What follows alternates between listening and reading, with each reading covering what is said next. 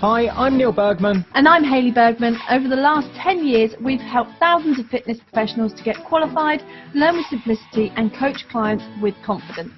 We're the first to say that learning and being a FITPRO doesn't have to be hard work, and that with the right structure, support and resources, you can become a confident and knowledgeable fitness professional that is dedicated to more. So how do you learn, qualify and kickstart as a FITPRO? This is the FITPRO Session Podcast with Parallel Coaching. Understanding the Transtheoretical Model of Change is today's topic, Hayley, for Season 8, Episode number 2. And before we get going, before we even go there, because today is going to be really valuable, but I just want to recap where we were last week, because the feedback has been phenomenal. Even down to some learners, in fact, one in particular, you will be listening, she even gave this podcast to her mum and said, you will love this. So, like, we are reaching out and that's to the more impact, and more that's people. the ripple effect. What I also loved was how last week, if you have not listened, go back and listen to it before you go into today's session where we unpick the Transtheoretical Model of Change.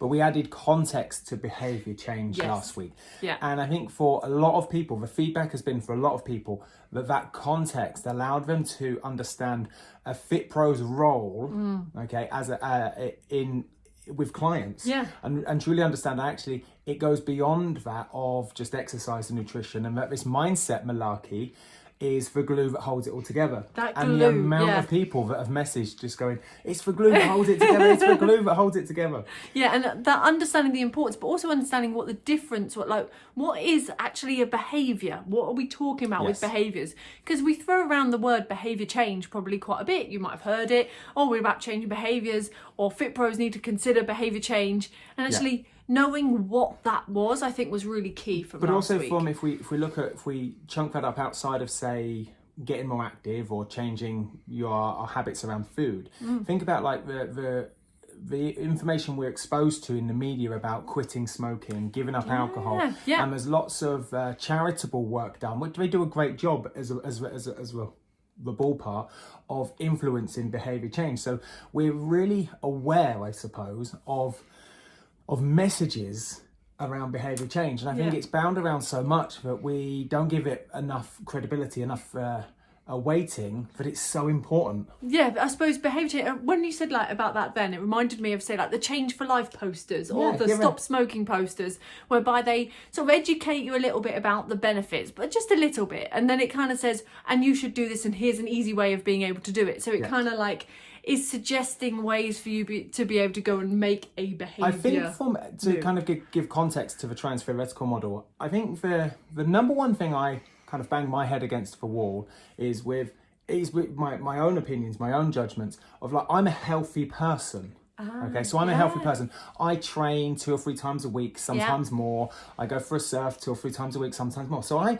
really value exercise. I really value moving. Yeah, you do. And my diet, my food intake is pretty on the whole is pretty good. I'm going to rate it an 8 out of 10. Okay? So you've got a lot of healthy behaviours I've got a lot already. of healthy behaviours. And so when I sit there as a FITPRO, I sit there and I go, what? It's not hard, is it? It's not hard. Just what You just do it. You just do it. And it's really hard sometimes to see it from other people's perspectives. And I think we're all guilty of seeing behaviour change as almost like black or white.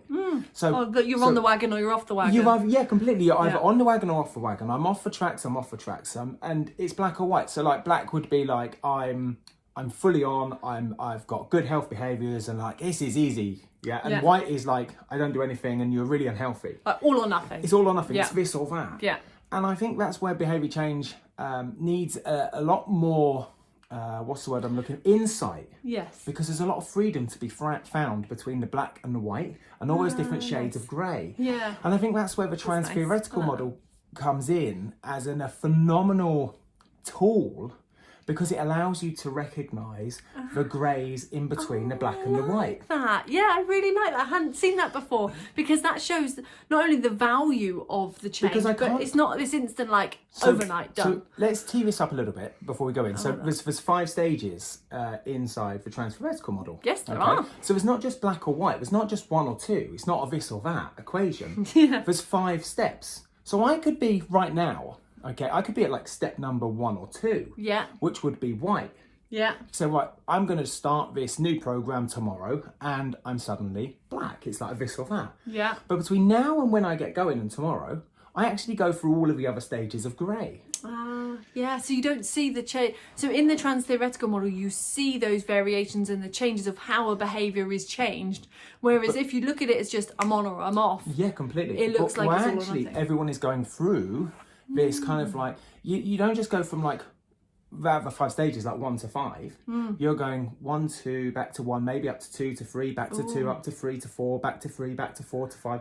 And it's like this nice gentle roller coaster. So You don't just go 1, 5, 1, 5. That's like the analogy of, like we've used before, being at the bottom of the stairs on progressive overload and Jump saying, to the I want to top. get to the 13th step straight away. Yeah. Doesn't happen. It's like those little nuances, isn't it? That difference of knowing the difference between whether are you at stage 1, or are you at stage 2, or stage 3, or stage 4. And as a FITPRO, you pick up those in how you talk and Yes. work with your clients and listen to your clients and find out like, oh, actually, I thought you were more of a 4 on this stage, but actually you're kind of still at a 2 or a 3. So Perfect. how do I help you get to that next little bit of grey area before we move forward? And it comes back to like what we said last week. If you took the same letters as listen, LISTEN, and scrambled them all up, you would get silent. And when you're silent and you're listening, you're finding out the key information from your client, from your prospect, your person in front of you, about what life is like for them right now,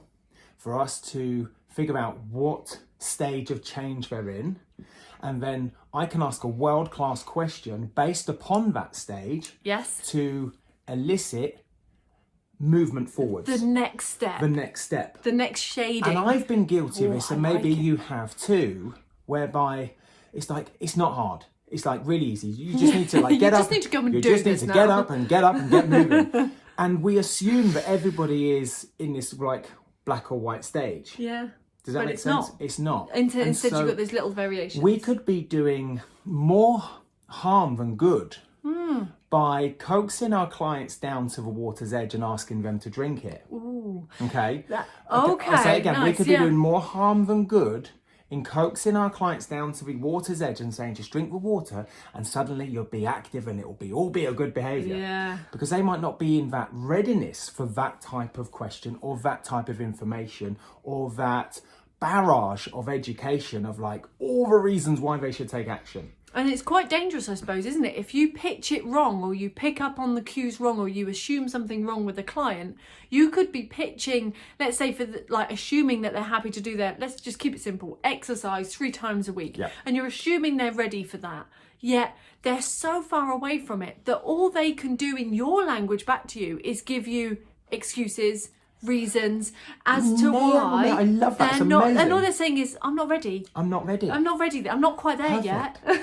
Exactly. Right. But all that's and the I've been guilty of this. Like it's like the FITPRO sitting there going, they just come up with a barrage of excuses. It's like, Yeah. really? Well, I've said We that. could take away the time element. We could take away the money element. We could take away the time of day element. We could take They'll still find something exactly. because they're not ready and they don't actually, We they're will not find sold on that stage yet. If we're not ready, we will find all the reasons not to take action, and those will outweigh all the reasons to take action, in spite of my opinion of, well, actually, that's not a big deal. Yeah, which is what the But to them it is. Yeah, which is what the trans-theoretical model is all about, isn't it? It's their readiness to change. Yeah. So it's looking at how ready are they to adopt a new change. And there's something really I'm going to pause you there. Just hold your thought, because I think you're going to jump ahead a little bit. Just consider for a second that if the vast majority of the population fail a PAR-Q, we know that the state of the nation's health is like this runaway train. it's declining. Obesity numbers are bigger than ever before. Year on year, Yeah. they're growing. Same with type 2 diabetes, same with osteoporosis, same with all the musculoskeletal conditions, the cardiorespiratory conditions, cancer, you name it. Like all the conditions are going up, up and up and up. Yeah. We're becoming more sedentary, more inactive. So what we could make a very strong assumption with this is that the vast majority of people are not ready to make a health change. Yeah. And yet the vast majority of FITPROs are beating this drum of like bam, bam, bam. It's like, it reminds me of like those one little of monkeys. those little like monkeys, or like, you know, where you wind them up and they play the little soldiers. tambourines, Symbols. symbols, that bam, bam, bam. And every time it bangs, it's like we're saying, just train. It's like, if I look at an average FITPRO's social media timeline, it's them eating really healthy. It's them eating. They've already changed. They've already changed. Like, our mindsets are already converted, and we're preaching. Our message on social media is preaching to the converted. Ooh. And I want, if anything, to get from this, like straight away, I'll give you the epiphany. Imagine just for a second, just consider that if our social media worked with the vast majority of people at their readiness to change. Imagine if meet them where they're at, not where you're at. Because they're never going to catch up with you. Yeah. Because you're the FITPRO. You're so far down the converted mindset route of like, you're never going to relapse. And they might look at the food that you put on your social media and be like, oh, God, how do they have that every day? That's not me. That's not what I imagine doing. They're so far the other side of that shades of grey. Completely. Like, there's almost like there's white where they are, and then we're over here in black, and there's always shades of grey. And we're over here in black, but we're like real dark nighttime black. Like, do you know what I mean? Like, we're so far the other side of it. Like, we're fully converted. Yeah. And we're not going to relapse. And they might. So, like, it's really hard, I think, for a client, a potential client, a prospect looking in on our world. And it's rightly or wrongly maybe easy for us to go, I don't know what the problem is. And I think the thing to expect here is where we don't necessarily meet eye to eye with our clients, and we might, like you say, be all the way in black, they might be all the way in white. We can't expect the client to change and to see it differently. So it all comes down to the empathy we have for where they're at right now, so that we can meet them where they're at. And empathy is one of the kind of the main ingredients of not just the Transtheoretical model, but many of these behaviour change tactics, tools, strategies and principles. Is empathy is the underlying factor. To see life through their eyes, to step in your ideal client's shoes and see life through their 24 hours and go, wow, I get it. Like, that's great. Like, that's the day in the life of you. Yeah, and it's not coming from a sympathy or a pity thing. It's empathy. Now, the difference, I remember somebody explaining the difference to me. Go for it. Do you know what I mean? No, I just think this is going to be really valuable. Awesome. So imagine that your client is down a well at the moment. They're stuck down the well and they're shouting out to you like, help, I'm down this well, help me. And then sympathy, would you be going, oh, wow, that looks really dark down there. I'm going to jump down the well with you and join you in this well, whereby it looks really dark, really horrible place to be. Empathy is being able to listen to what they're saying, take stock of the situation, think for a moment on how it's best to be able to join and help them, then going and getting a ladder from the garage and sticking it down the well and helping them up. I like that. That's really cool. It's a nice analogy, isn't it? And to see life through the client's eyes, one of the things that I've been exposed to from one of my coaches is a lot of clients turn around and go, when I walk into the gym, everyone's looking at me. Yeah. Okay, everyone's looking at me. Yeah. And then, you know, I feel like I'm just being really honest. I've been guilty of like saying like to the client, let's just give the client a name, I don't know, Bob, and say, Bob, no one's looking at you. Okay? They're all concerned with themselves. They're doing their thing. They've got headphones in, doing their thing. They're doing their thing, which I still believe is the way forwards. Okay? But the client, Bob, is standing there going, no, Neil, everyone's looking at me. Okay? They're looking at the fact that my t-shirt is squeezed against my stomach. Yeah, so exactly. What are all the thoughts, feelings and emotions that are conjured up if somebody's looking at you? So what I want you to imagine right now, providing you're not driving or walking or doing anything dangerous or pouring a cup of tea right now, I want you to stop, I want you to close your eyes, and I want you to imagine, okay? Yeah, don't close your eyes, you're on camera, okay? What I want you to imagine is you walk into the gym, okay, and you are wearing pretty much next to nothing. Oh, wow. And you walk through the gym. Yeah?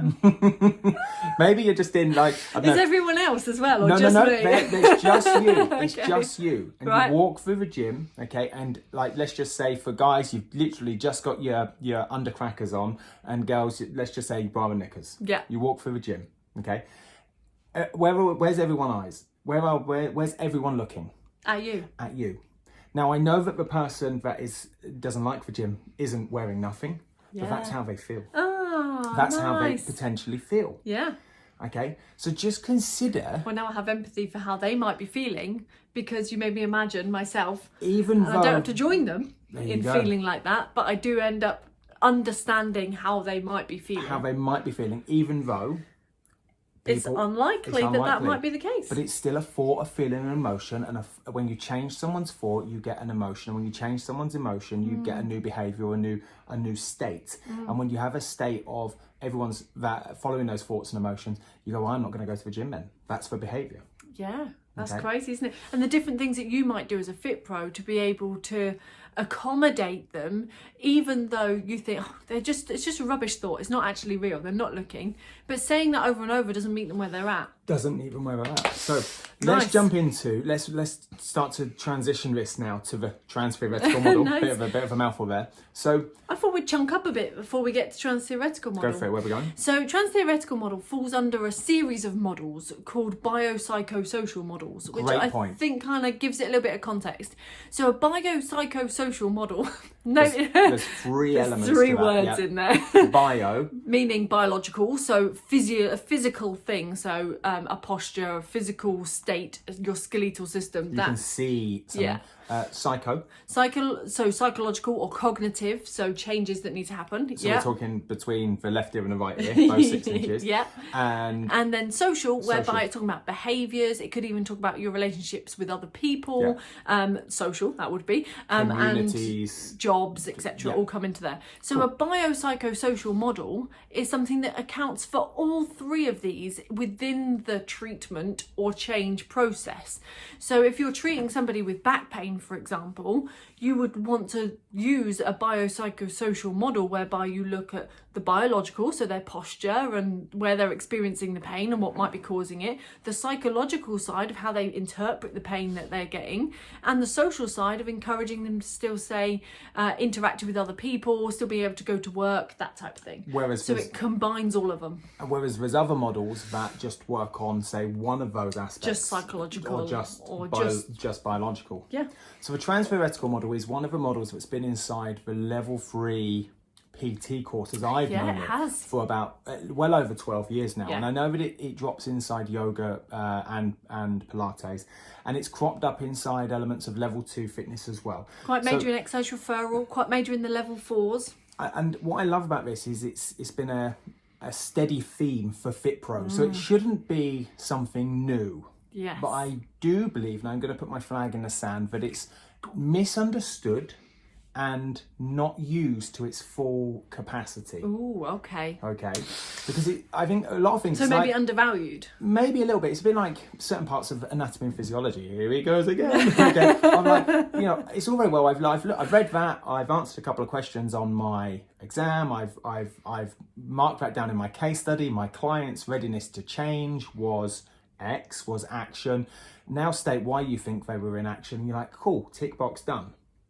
As opposed, End of transtheoretical model. But I want you to consider that actually the transtheoretical model is another watermark to how you get clients, how you get found, and how you work with those clients and deliver a world-class product on a silver platter and that delivers results completely. Yeah. And how you then go on and progress as a FITPRO or evaluate yourself and move forward.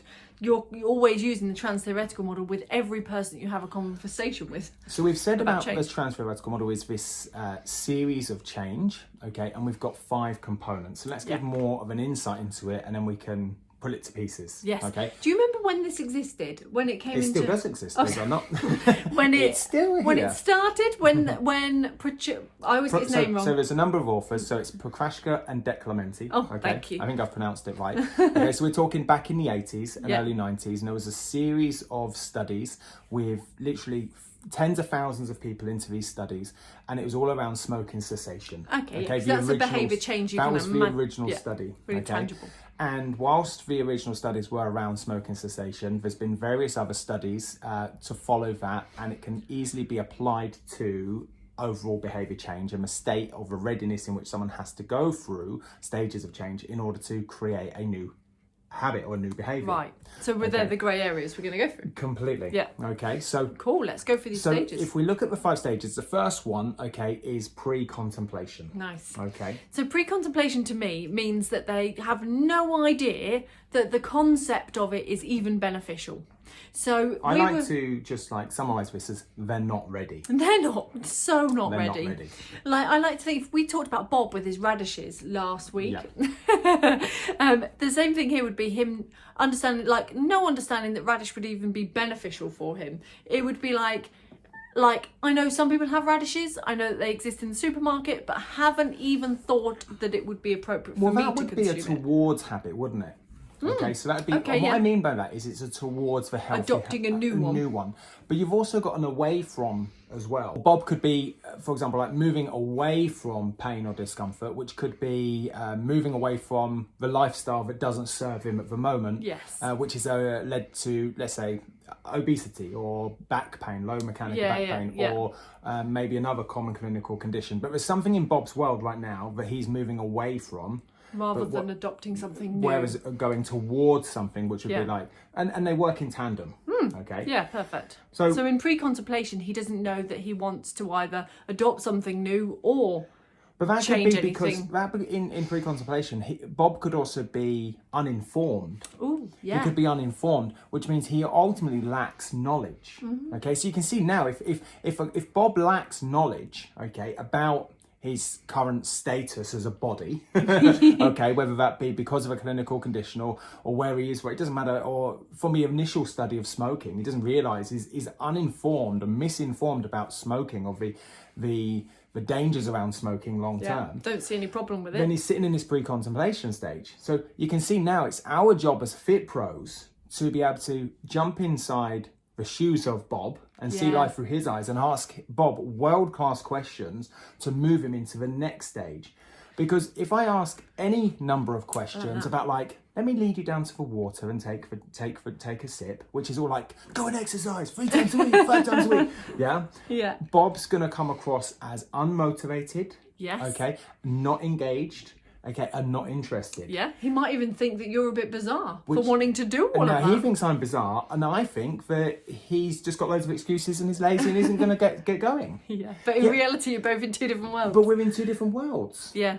Bob's sitting on the first step of the staircase, and I'm sitting at the top on the 13th step, waving down, going, "Come on up, you come. It's nice and wicked. It's nice and safe up here." But it's too far different. I've got to go and join Bob on step number 1. And ask questions based on pre-contemplation. And I think also alongside asking questions, there's that education, isn't there? So if you think the next step that we're going to go to is contemplation, to be from pre-contemplation of being totally unawares of it, or that there's even a thing, like you say, maybe not educated about what the risk or the benefits would be to change, and contemplation is going, ooh, maybe I could, then in response there needs to be something that bridges that gap between it, which I think is that awareness and education and, like you say, questioning to find out, well, actually, like, did you know that this study has shown that this, because you're overweight, you're more likely to have X, Y, and Z happen as a risk factor later on. You know, I didn't know that. Or because you smoke, more likely to have X, Y, and Z happen as a risk factor. I still think there are questions further down the line. I'll be honest. I think in the pre-contemplation stage, I think it's really about building up know, like, and trust, and building up a very strong relationship. Because once you've built up that relationship, you've now got permission to move forward and ask a different set of questions, more perhaps intrusive, more leading questions, still client-centered, of course, but allow you and the client to move forward as the lighthouse coach. There you go. Yes. To move through these various stages of change. It allows you to move forward. Any conversation, any relationship you have has to start with that rapport build, has to start with that empathy, that understanding, and it has to start in that, like, understanding where that person's at before you can move forward. Precisely. If you don't have it, it's not a conversation, it's not a relationship. So I understand how that's really important. The next stage would be contemplation. Nice, there we go. Okay. Yeah. So I just want to make a note that the biggest thing here is there doesn't need to be a time frame between how long does somebody have to sit in pre-contemplation before they go to contemplation. Cool. There's no time frame. And then the next stage is preparation. You know, could somebody go from pre-contemplation, preparation in a matter of minutes? Yeah. Yes, they could. Or weeks, or months, or months. years. And so everybody's an individual. And I think it comes down to the coach, the lighthouse coach, to ask world-class questions, to see life through the client's eyes, and use the Transtheoretical model in a very tactical, very client-centered way that allows you and the client to move forward. Because it would be different for every single client and every single situation, every single behaviour. Which is individuality from the principles of training, isn't it? Yeah, it is. It's specificity, adaptability, individuality. Yeah, perfect. Yeah. So we sort of scooped past contemplation before they go on to preparation. So contemplation is basically themselves like having that inkling of, I understand that I could change. I could make a change. I like to see this as a summary. So before it was not ready. Not ready? Now it's getting ready. Oh, I like that. Okay? That's good. Yeah. They're getting ready to take some kind of meaningful But they're not action. actually done anything yet. This is all mindset work. Yeah. So it's just the thought process. So it could be easy to mistake somebody as being pre-contemplation or contemplation if you haven't asked deep enough questions to know where they really are.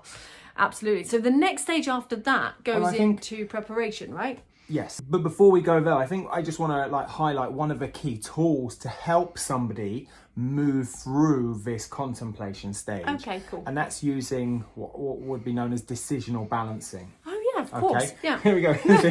just want to rush through and go forward. But decisional balancing is another tool or another strategy within this TTM model, okay, whereby we're looking at all of the pros and all of the cons. And I like to see it as like a seesaw in a kids park, like a teeter-totter. Yeah. And in a pre-contemplation stage, okay, they might be misinformed, so they probably wouldn't even have this decisional balance So to a degree. the decisional balance as we get into the contemplation, they're still just getting ready, so they're not taking action, as you said. Okay, Yeah. so all of the pros and cons are outweighed. The pros of taking action still don't outweigh all of the cons. So if you imagine that seesaw, all of the cons of changing are still heavier, like a great big person sat on one end of the seesaw, and then the little positives of changing is currently just a little child on the other side. Completely. And then you're looking at trying to gradually build up the understanding to add more pros towards changing. Weight. It could even necessarily be more of them. There could just be more weighting to each one of them. Ooh, nice. So I've had clients more value. more value. So I've had clients whereby we've had pretty in-depth conversations whereby one client might have to have like a whole list of pros. Yes. But then you might have another client who goes, actually, I've just reevaluated this one pro. Yes. Okay. And the weight of that just flips all of the cons out the park. Yeah. So way it's the more weighting important. of them. And I've had that quite a lot from an exo's referral point of view and working with a lot of common clinical conditions. So often the one thing that changed was that the deterioration of health of somebody that they love has been this one thing that they've gone, oh my God, the value that if I have to change this now. It was just one thing. It wasn't lots of things. It was just one thing. So I like to see this as ambivalence, which is the kind of a key word that crops up in the Transtheoretical model, but also a number of other models. This ambivalent state, which could also, I suppose, be seen as procrastination. Okay. So what does ambivalence mean? Is it the balance between the two? Yes, completely. Not decided. Undecided. Ambivalent. They're like, well, I've got all of these cons over here and all of these pros over here, but I don't know if I should take action. It's that classic teeter-totter. Yeah. Do or don't and you're weighing this up, and that weighing up of like, well, if this happens, that happens. And it's our job as a FITPRO to ask questions, to explore the pros and explore the cons, and allow as the lighthouse coach, allow the client, okay, to pick up the yellow brick con, okay, and move that aside or move it towards all of the pros. Yeah, so they can make a decision. Yes. Which makes sense because the word contemplation is like, oh, I'm thinking about it, I'm contemplating it. They're in this like teeter-totter of like, I might not. So your job as a FITPRO to move them to the next stage is how do you help them make a decision to change? Yes, and we need to take away all of our own opinions and judgments here. We don't want to influence the decision because that's where it becomes an external locus of control. Because they could start making decisions now of moving forwards based upon our map of the world. Yeah, it might not even be important to them. Yes.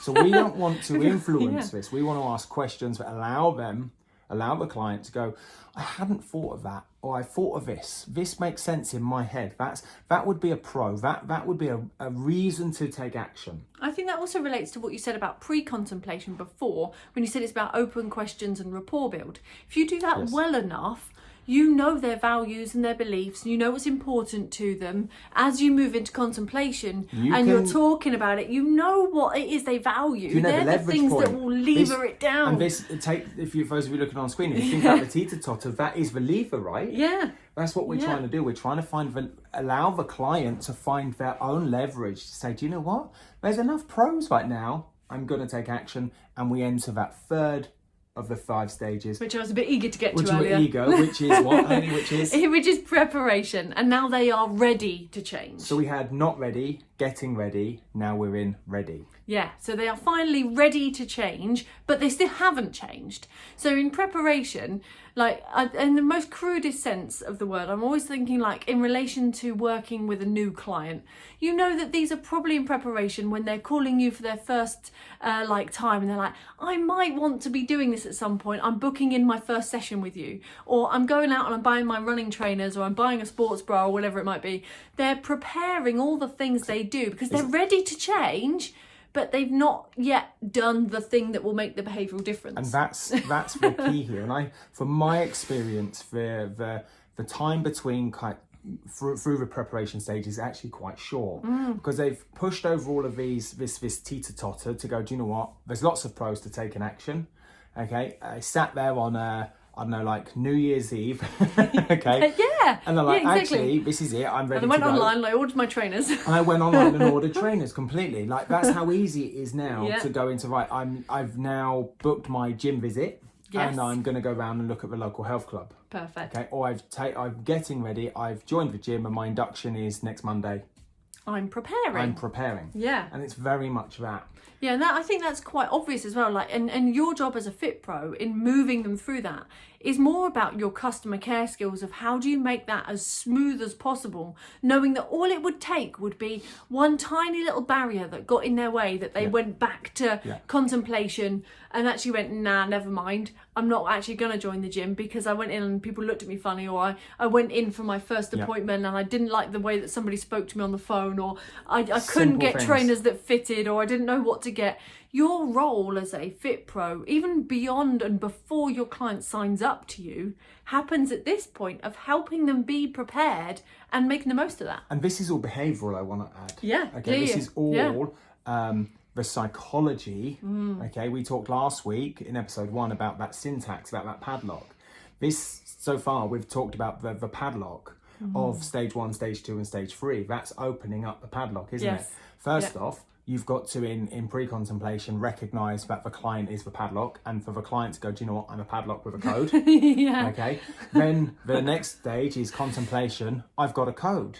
Yeah. And the code is 1, 2, 3, 4. And we've got to look at them and go, cool, you're a padlock with a code 1, 2, 3, 4. Let's get ready to open it. Let's get ready to open it. Let's line them all up, ready to take action. Notice nothing's changed. It's still a padlock with a code. Yes, and it's still closed until you open it. And it's all behavioural at this point, which tells us something that actually... something inside. And if you think about the amount of people that you could go ahead and work with from an action perspective. Right. Okay.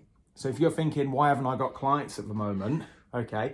Are you really dialing in your ideal client, the ideal padlock and the ideal code you want to work with? Yes. Okay. Yeah. Because only, it's reported in various studies around the TTM model, only 20% of people are in a state of action.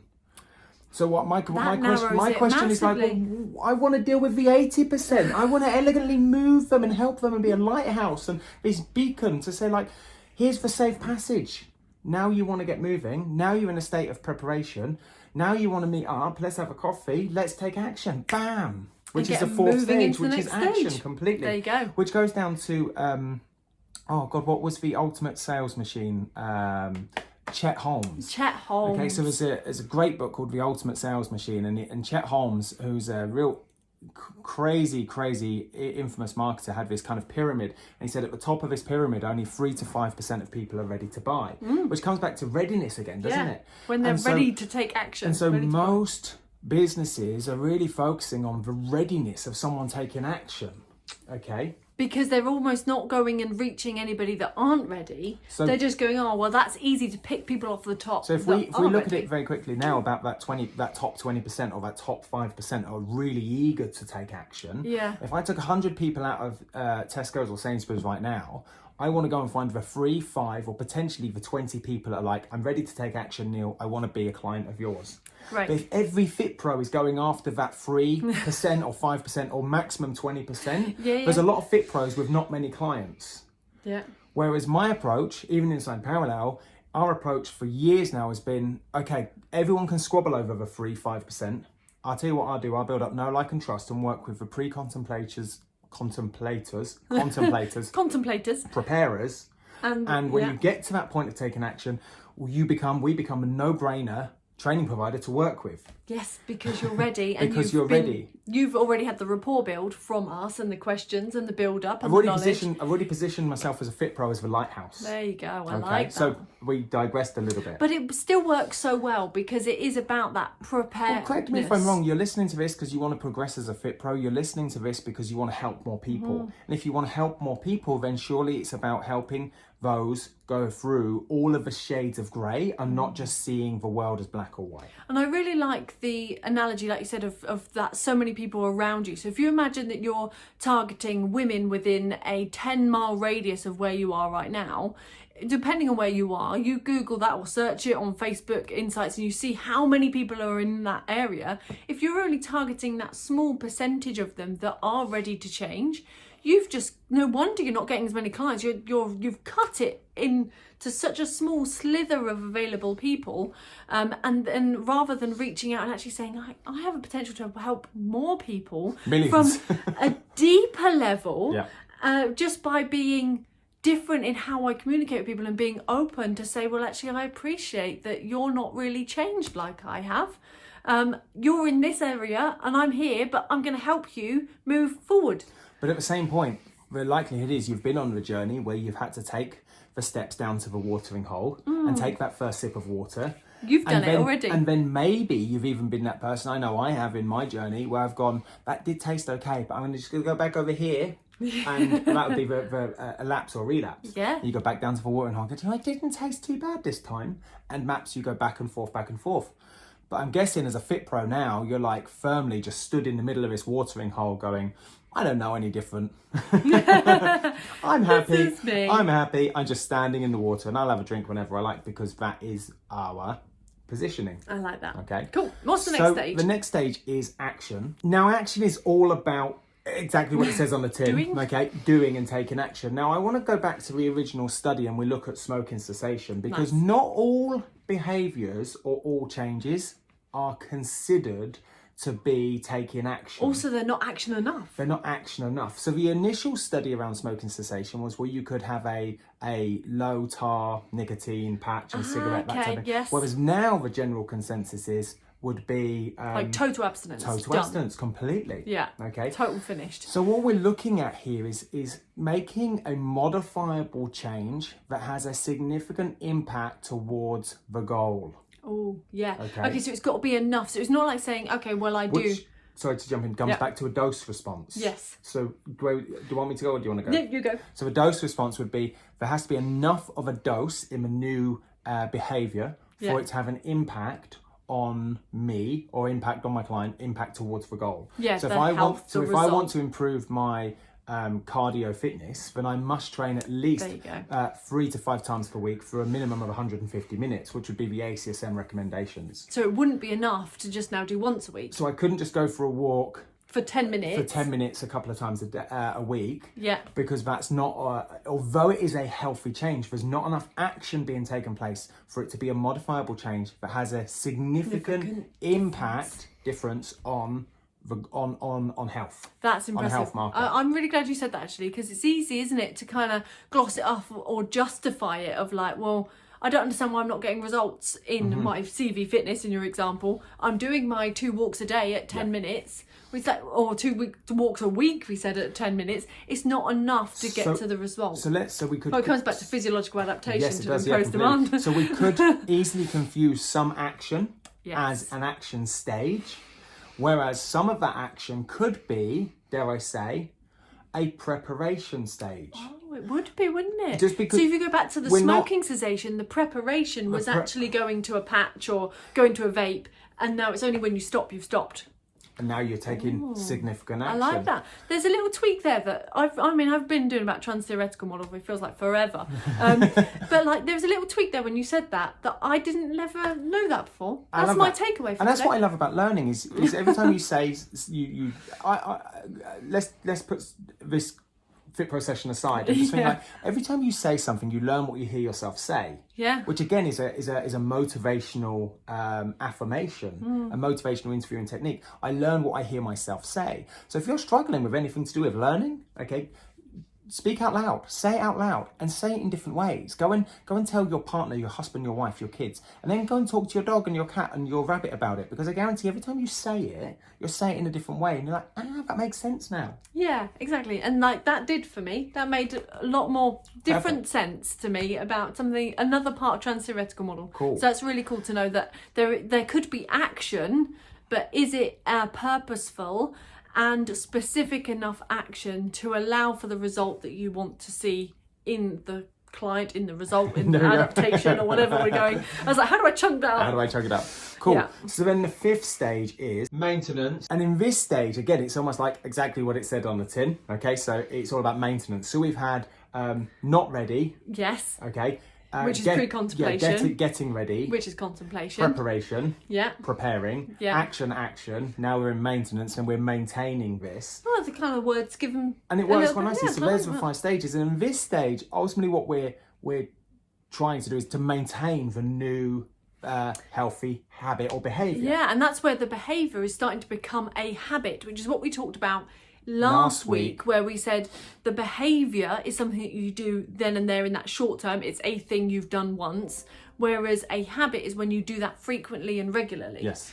Now, I believe there's a time frame on this bit compared to other ones. There is. So notice at this point, once we get into the action stage and beyond, we're all about taking action. So we actually should see something, an actual change in something. Starting to see results. Whereas everything else was before that. Now the time frames, it's all individual, but at this point in maintenance, we're really talking about seeing it for 6 months to a year, okay? And from a smoking cessation would be 5 years. Now, in the study, we found, or a number of studies have found that those people that gave up cigarettes and a total abstinence, okay, then they had that for a full year, okay, but they found that 43% of people actually relapsed and went back to... Well, after 12 months? After 12 months. Wow. Okay, whereas those people that went all the way through to 5 years, it was only 7% of people that lapsed. Oh, that's quite a difference, isn't it?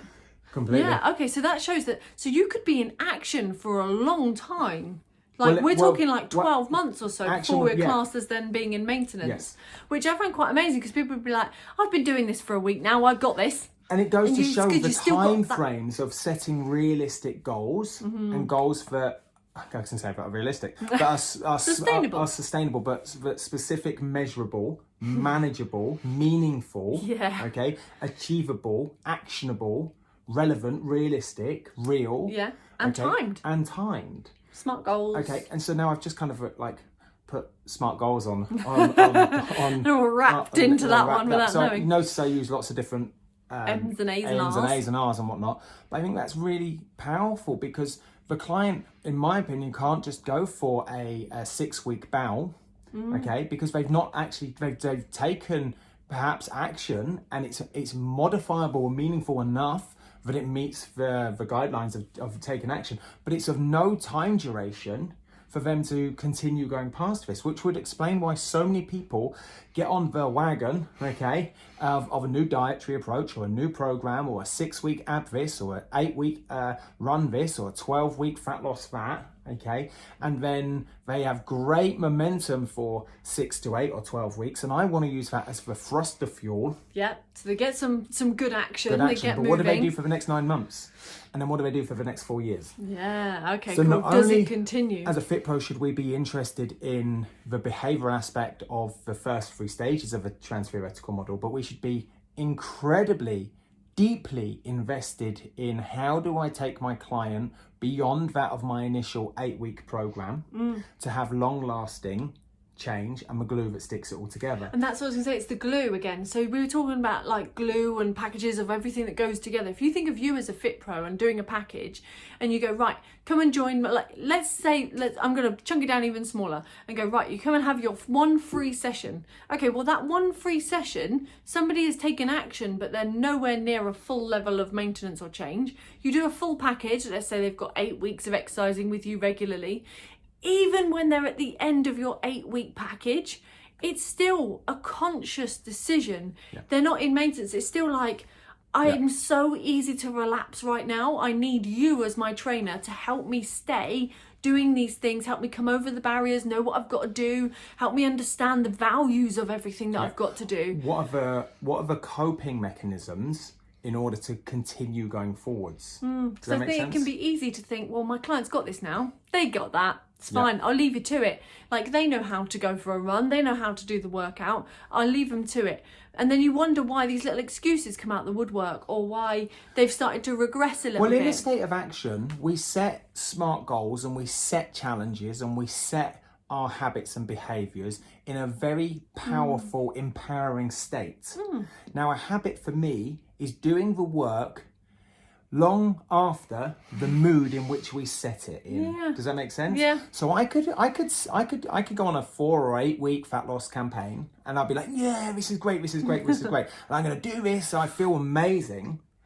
Yet 3, 4, 5 months down the line, when it's raining outside and my cold weather's come in and it's dark and whatnot, and I've had a long day at work and I've had a bad night's sleep and my food's been off, do I feel like doing the work? Yes or no? Now, I need to be able to do the work, okay, long after the mood in which I set my empowering habit or behaviour in. Wow. Okay? I think that's really powerful. Yeah. And really I think powerful.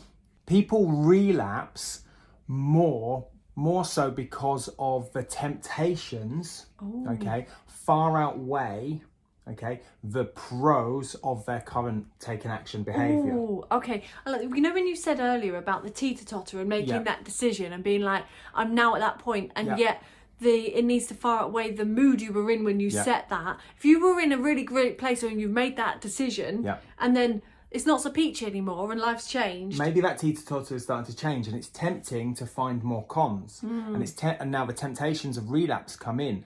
And this is where you as the coach, your client needs you more than ever at these points. Okay, so I like to think of this as like... So you could revisit that decision about... I must be revisiting it a lot throughout the program, but also going forwards to support the client, because the client is more likely to relapse in high risk situations. And what I mean by that is we might have had a 6 or 8 week fat loss campaign or whatever the goal is, and we might have had a straight run.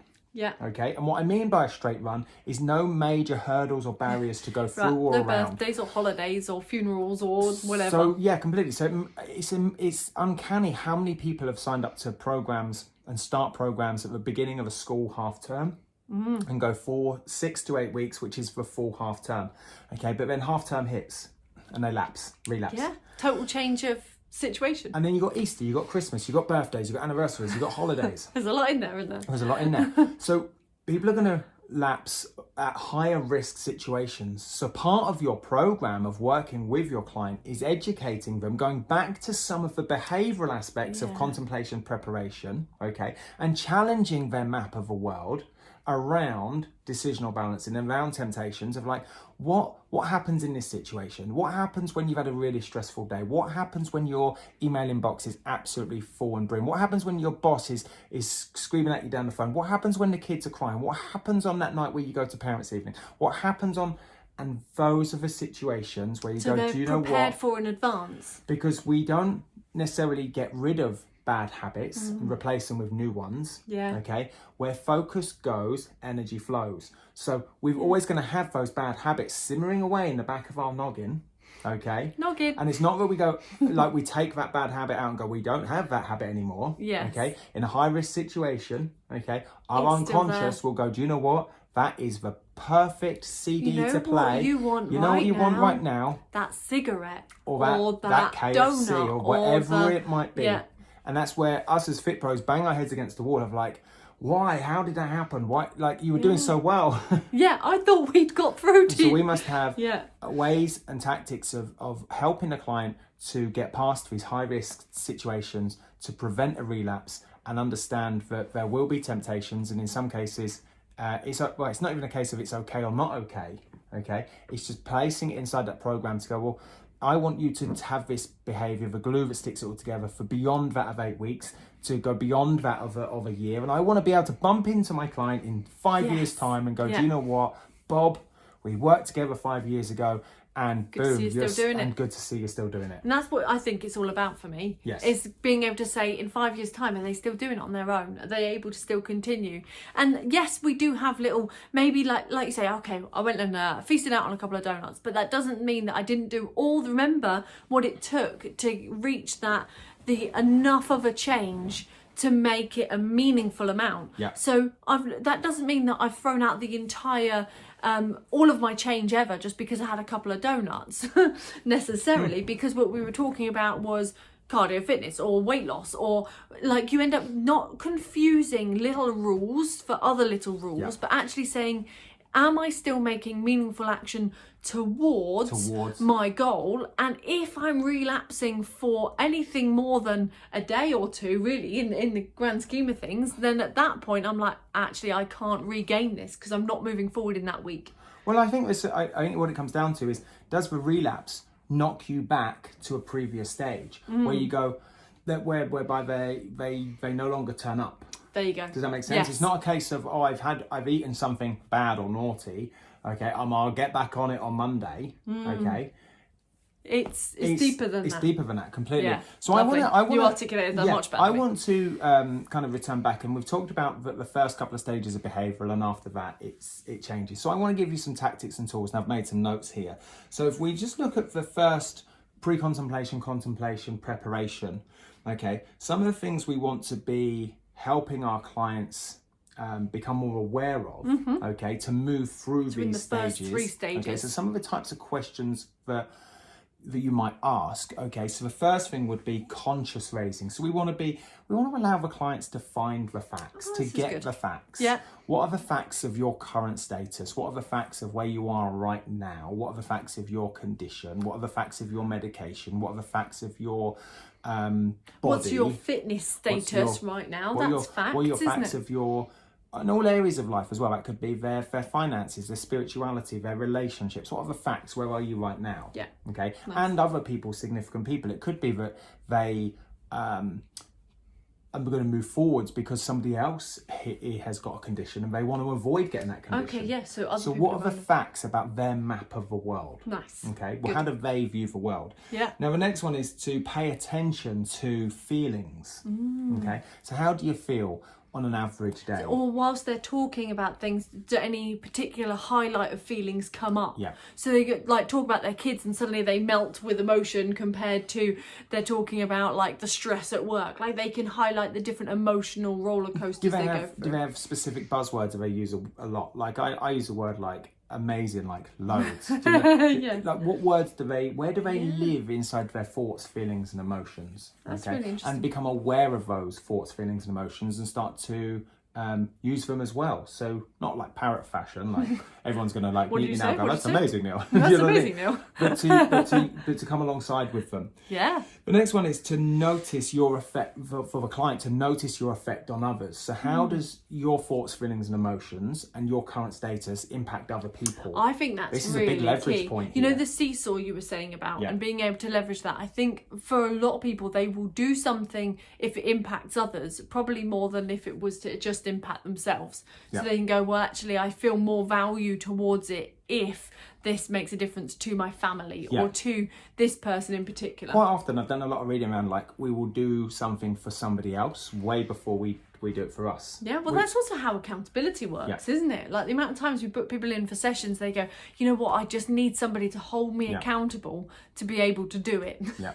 The next one is self-reevaluation, which is building a new self-image. Okay, yeah. Okay, and something you put into the fitness business Kickstarter, and something that we've got in FITPRO 31, and also we're doing our PT, is this concept of like sliding doors. So understanding like point number 1 was getting the facts of where they are now. Yes. And now this next point, which is point number 4, which is the reevaluation, is like seeing what would it be like in an ideal world in 3 months' time, 6 months' time, 12 months' time. I like to see this as noticing those discrepancies. Like in the Matrix, when he gets to choose between the red pill or the blue pill. Yes, which one will you take? And the red pill stays them where they are, but 2 years down the line. And the blue pill is like, well, you changed and you're 2 years down the line. Have a look at both of these. Which one are you going to choose? That's great for decisional balance. And really dive into that. Like, what would an ideal day look like? What would your thoughts, feelings, emotions be? What would it feel like? What can you hear? What can you see? What can you taste? What type of clothes are you wearing? What can you do? What are you doing differently? How are you moving with those significant other people? And now you're really starting to get the leverage on the blue pill and the red pill. Yeah. Okay, over black and white and a shade of grey. Oh, we don't half mix up our analogies. There we go. And then the final one for behaviour is looking at it's classed as social liberation, which is other people involved. And you talked about accountability, but can other people get involved on this process as well? Can you have a significant other person there on a consultation that could help with the leverage? Because they might have an amazing relationship and rapport with this person, and they could be somewhat down at the watering hole drinking, and they have almost got more permission to say, come on, Bob, you mentioned this the other day.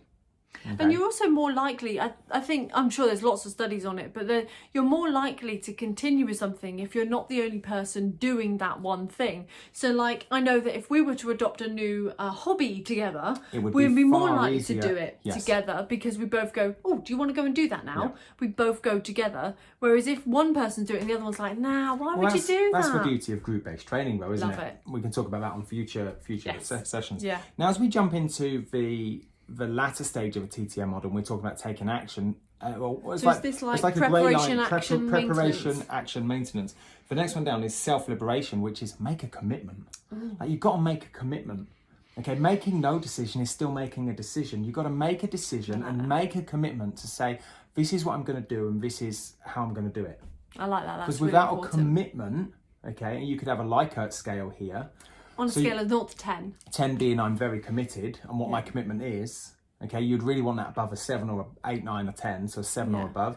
You could do the same on readiness. Again, you'd want it 7 plus. You could have it on willingness. You could have it on worthiness. You could have it on, we said readiness. Yeah, what I really like about that Likert scale is you go from having these open questions that can be quite woolly or quite an influx of words and like meanings and kind of get a little bit complicated, but then you just close it off with a nice clear Likert scale which goes, I've made a decision on a number that kind of like keeps it like, that's my commitment level and I'm committed to this or I'm not committed to it, and it allows you to decipher. So if they turn around and go, yeah, I'm about a 7 committed, you go, oh, why did you choose a 7 and not an 8? And they go, oh, well, it would be an 8 if you said I was allowed beer as well. Oh, okay, cool. Well, let's readjust what it is we've asked you to do so that we can get that commitment number as high as possible. Because I didn't realise that was important to you. Exactly. So you could have an importance scale, couldn't you? Yeah. So whenever they get, I think this is where the manual for the course manual for fitness professionals doesn't do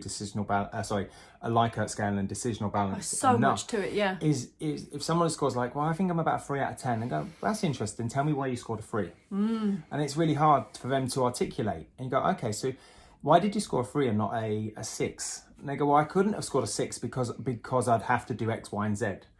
And it really allows them to justify in their map of the world their own current status of like where they're at right now. It's quite cool because you're starting to see and, like you said, prepare for those darker times that are harder later. And now you're figuring out, well, these would be relapse territories, high risk temptation areas, but you're also allowing them to weigh up more pros and cons because you now know what they really value and they know what the cons are. Wow. So this is what I love about the TTM model. The client does all the heavy lifting. The client does all the hard work. So all you're doing really is listening, asking great questions. And empathising. So the last couple of points on this, just glance over the notes. Another one would be having really strong relationships, okay, which we've already mentioned about getting support.